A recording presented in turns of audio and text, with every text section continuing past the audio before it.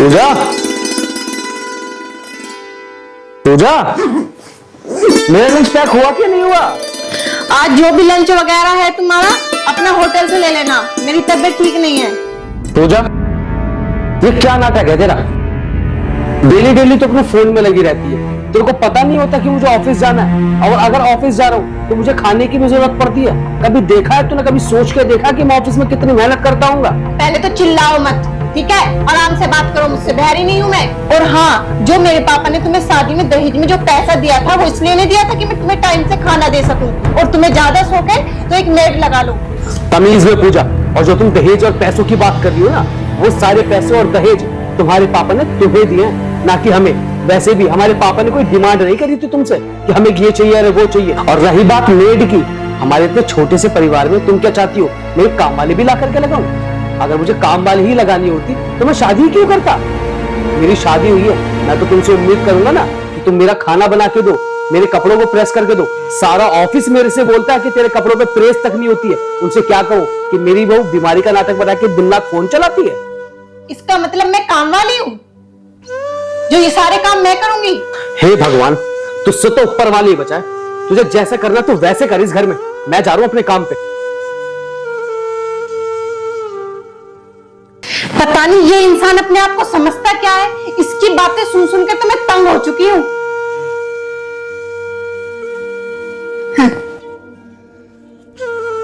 हरे कृष्णा हरे कृष्णा।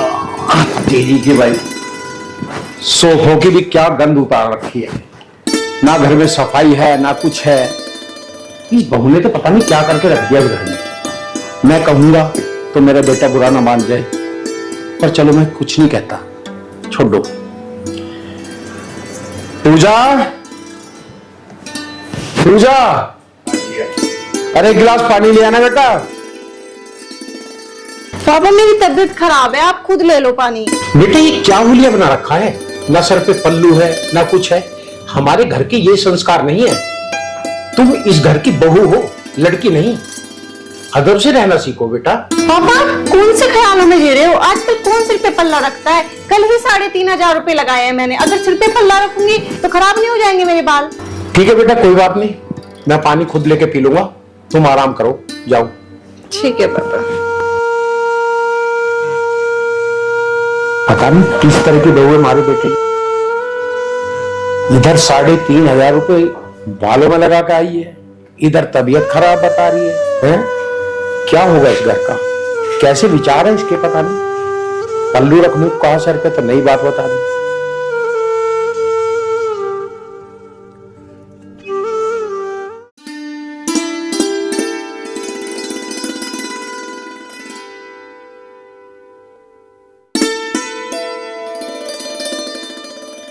पूजा,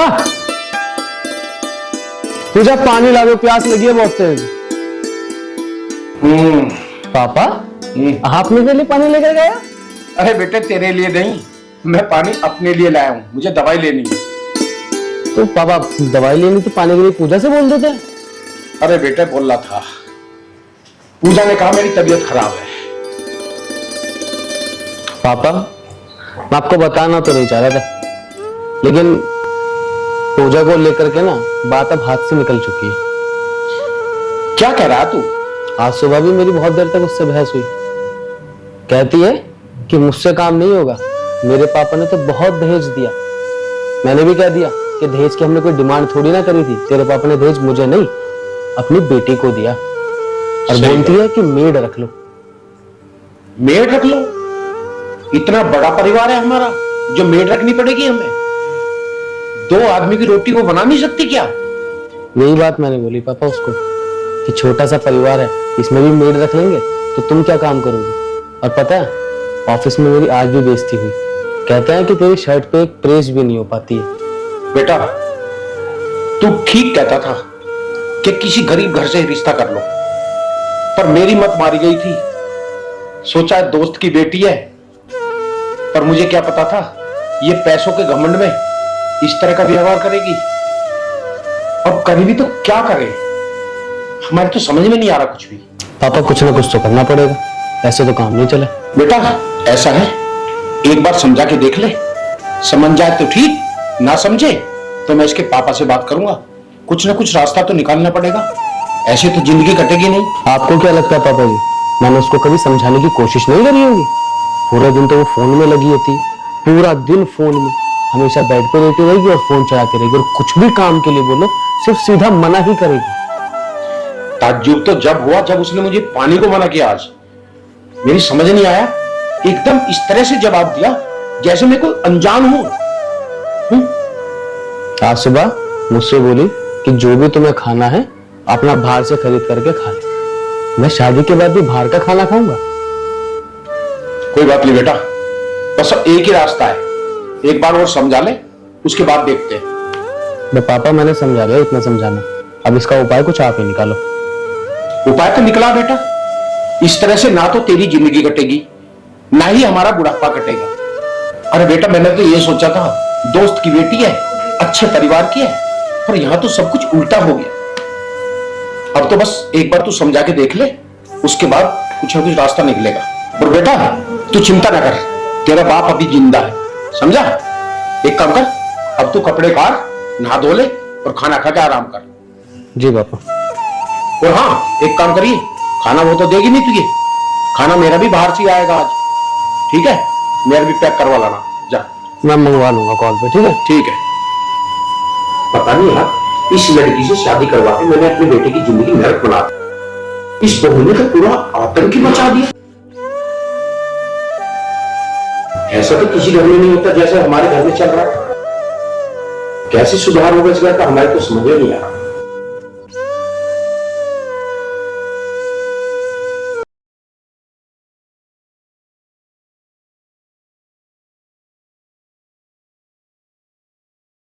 पूजा, हाँ जी।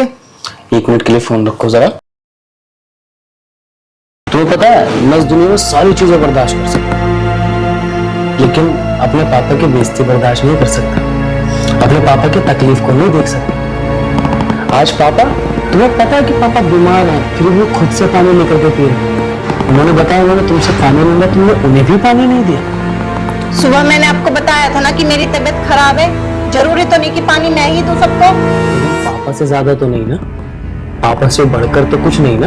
उनको 1 गिलास पानी अगर दे देती तो कुछ हो जाता तुम्हारा। उनके खुद के भी हाथ पैर हैं, जरूरी नहीं कि मैं ही पानी दूं।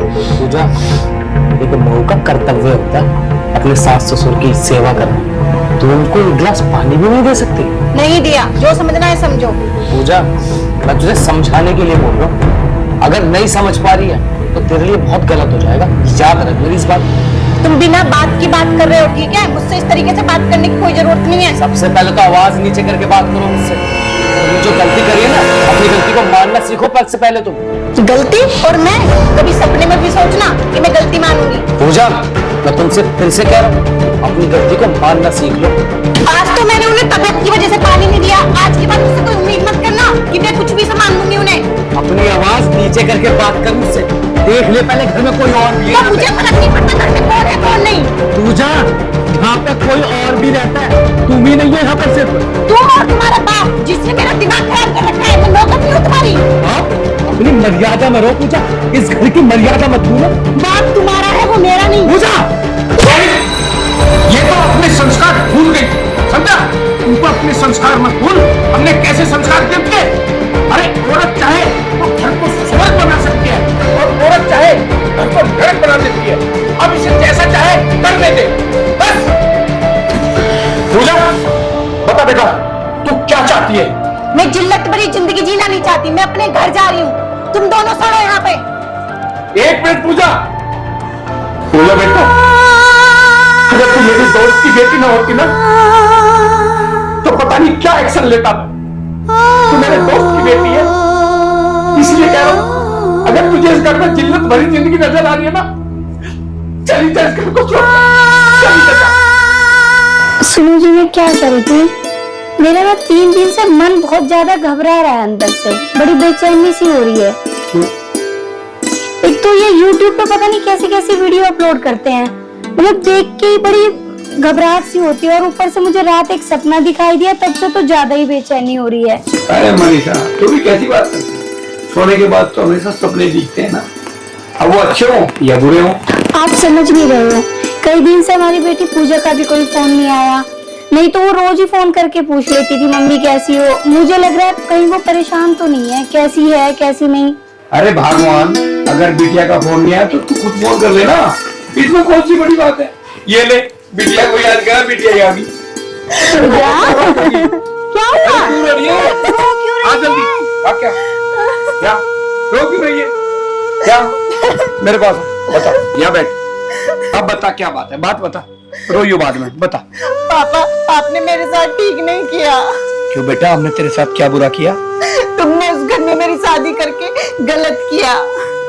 क्यों बेटा, इतना संस्कारी परिवार, उनके माँ बाप, उनका बेटा, मैं कह रहा बेटा पूरा घर सब लोग संस्कारी हैं। पापा वो लोग संस्कारी नहीं है, वो बहुत मेरे साथ अत्याचार करते हैं, मेरे साथ मार पीट करते हैं, गाली गलौज देते हैं मुझे। नहीं बेटा, ऐसा कभी नहीं हो सकता। अपनी कोई गलती होगी बेटा, आप अपनी गलती बताओ, आपकी क्या गलती हुई? पापा मेरी कोई गलती नहीं है। बेटा मैं उस परिवार को 25-30 साल से जानता हूँ, इतना संस्कारी परिवार, उसके बेटे के जो पापा हैं वो मेरे जिगरी दोस्त हैं। आप मेरी बात क्यों नहीं समझ रहे? वो लोग अच्छे नहीं है पापा, वो लोग अच्छे नहीं है। पूजा, तो ये तो बता उन्होंने किया क्या है तेरे साथ? उन्होंने मुझे पीटा। तू एक बात बता बेटा, तेरे पापा ने आज तक मेरे ऊपर कितनी बार हाथ उठाया? मैं कभी अपना घर छोड़ के कहीं गई? नहीं मम्मी। तो फिर ऐसे कोई करता है बेटे? किसी बात पे उन्हें गुस्सा आ गया होगा। मुझे नहीं रहना उस घर में, मुझे तुम्हारे पास ही रहना है। ऐसे नहीं होता बेटा, शादी के बाद हर लड़की का ससुराल ही उसका घर होता है। नहीं, मेरा घर यही है। अच्छा बेटा मेरी लाडली पूजा, तू मुझे एक बात बता। हाँ जी। जब तू कभी घर में गलती करती थी और मैं तेरे को चाटा मारता था, तो क्या तूने इस घर को कभी छोड़ के गई है क्या? नहीं पापा। तो फिर उस घर को क्यों छोड़ के आ गई? अगर वो भी तेरे माँ बाप है, अगर उन्होंने तेरे चाटा भी मार दिया तो अकेली इस घर में क्यों आई? क्या तेरी ये समझदारी है क्या? मुझे उस घर में नहीं रहना। अच्छा ठीक है, इस बात से मैं सहमत हूँ, तुझे इस घर में नहीं रहना पक्का? आपने निश्चय कर लिया कि मुझे इस घर में नहीं रहना?